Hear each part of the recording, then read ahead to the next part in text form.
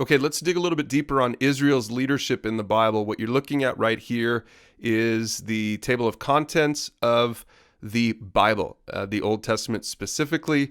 And let's just take a look at several periods of leadership in Israel's history. These first 5 books here are called the Pentateuch, Genesis through Deuteronomy. And it's in Genesis that we are introduced to the patriarchs. Genesis 12 and verse 1, it says, "The Lord said to Abram, leave your native country, your relatives, your father's family, go to the land that I'm going to show you. I'll make you into a great nation. I'll bless you and make you famous.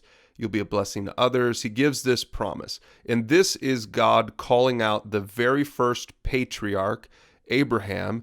And as you read through the book of Genesis, starting here, especially in chapter 12, you're going to read about Abraham and his son Isaac and his grandson Jacob and all the way on down. And we're going to see that Jacob has 12 different sons, and each grew to their own extended families, which became the 12 different tribes of Israel. And so when we open the book of Exodus, we see the Israelites are in Egypt, and there we have right at the beginning the names of all of the sons of Israel, or the sons of Jacob. Israel is Jacob's name. Israel is sort of the nickname of Jacob.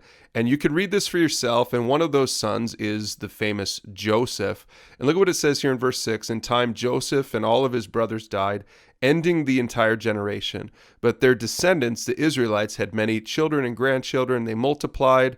But eventually a new king came to power in Egypt who knew nothing about Joseph or what he had done." So in essence, this marks the end of the patriarchal period, because now Israel is going to fall onto hard times, and they will end up being a slave nation to Egypt. That's what Exodus is really all about. It's about them being enslaved and then exiting Egypt under the power of Moses, under the leadership of Moses. So God uses Moses to lead the people out of Egypt. So back to the table of contents, then we have the leadership of Moses and eventually the leadership of Joshua. And then that gives way to the period of the judges. Now, the judges were men and women who helped hold together a national identity and enforce God's law, which had been given to them through Moses.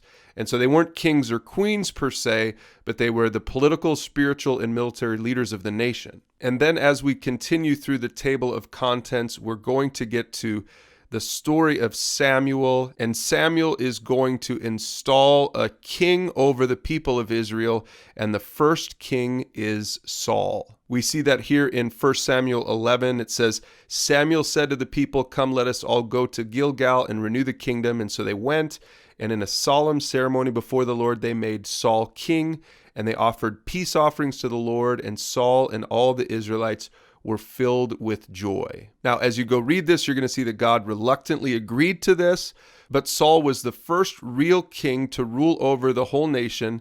Saul ends up rebelling against God. He ends up being replaced by David, and then David is replaced by his son Solomon. And it was during the rule of David and Solomon that Israel experienced its highest level of power and influence around the world. And this was called at this time the United Kingdom of Israel. Again, back to the table of contents, you can read about the kingdom of Israel in 1st and 2nd Kings and 1st and 2nd Chronicles. But what happens is, after Solomon dies, the kingdom is divided. And ultimately, of the 12 tribes, 10 of them remained in the north, and 2 of them remained in the south. In the north, they were called Israel still. In the south, they were called Judah. Again, you can read about the divided kingdom here in 1st and 2nd Chronicles.